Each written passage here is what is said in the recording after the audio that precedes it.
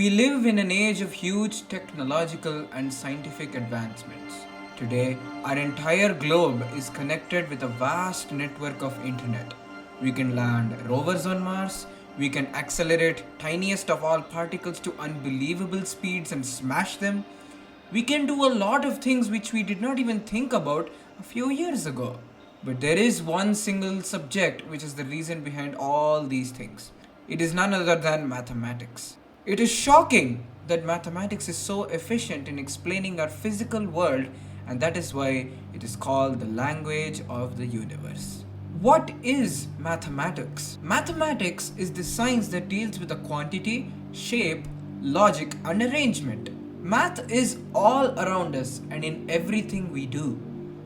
At the basic level, math is numbers and counting, and then there comes algebra and some operations which are used to ease the counting. There is number theory that deals with relations between numbers. Then there is a field called geometry that is used to describe shapes and the world around us.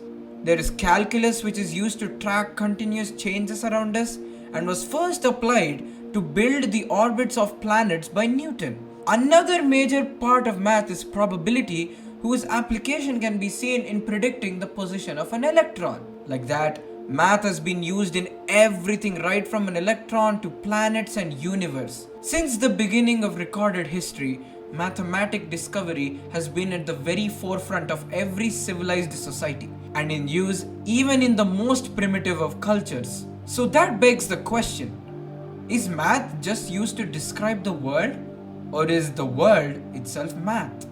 Mathematics is numbers and counting at its core and is believed to be inherently present in our brains. Even before we formally named numbers as 1, 2, etc., we had the concept of quantity. Tallying systems are considered the first kind of abstract number system. The first known system with place value was the Mesopotamian base 60 system.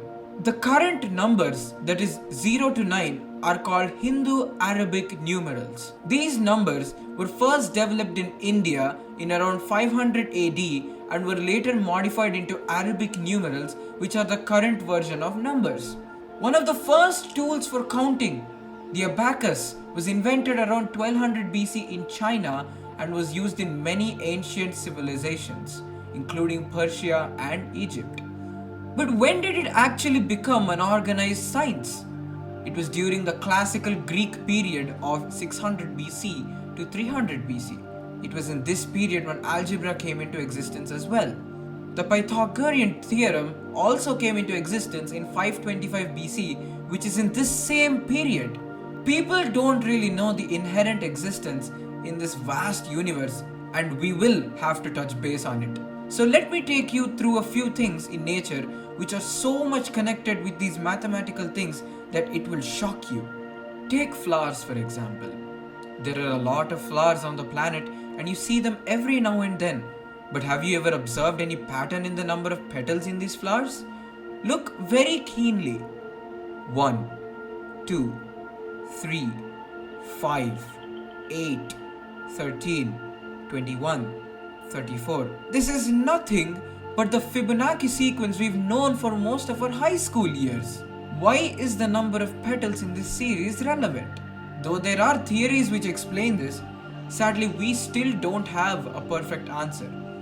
This can be something beyond human understanding. For now, let's just accept that it is somehow embedded in nature.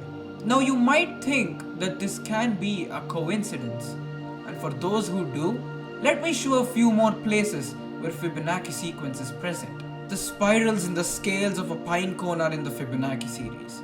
The same thing happens with the spirals formed by seeds on a sunflower head.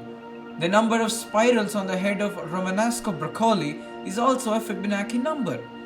And many more that is yet to be discovered by human beings. Another very interesting presence of mathematics that the universe envelops in itself is something called the golden ratio. Let me explain what the golden ratio is by clearing out the air. Two quantities are in the golden ratio if their ratio is the same as the ratio of their sum to the larger of the two quantities. Okay, in simple terms, consider a line and divide it into two parts. Let the length of the longer part be A and the length of the shorter part be b. And if a by b is equal to a plus b by a, then both would be equal to the golden ratio, which is 1.618. And this ratio is denoted by phi. But how does this golden ratio apply to the universe, you ask? When women are at their most fertile between the ages of 16 and 20, the ratio of length to the width of the uterus is 1.6, a very good approximation to the golden ratio. The golden ratio is precisely the point where a black hole's modified heat changes from positive to negative, and it is part of the equation for the lower bound on black hole entropy. The DNA molecule measures 34 angstroms long by 21 angstroms wide for each full cycle of its double helix spiral. These numbers 34 and 21 are in the numbers in the Fibonacci series, and the ratio 1.6190476 closely approximates phi in the golden ratio.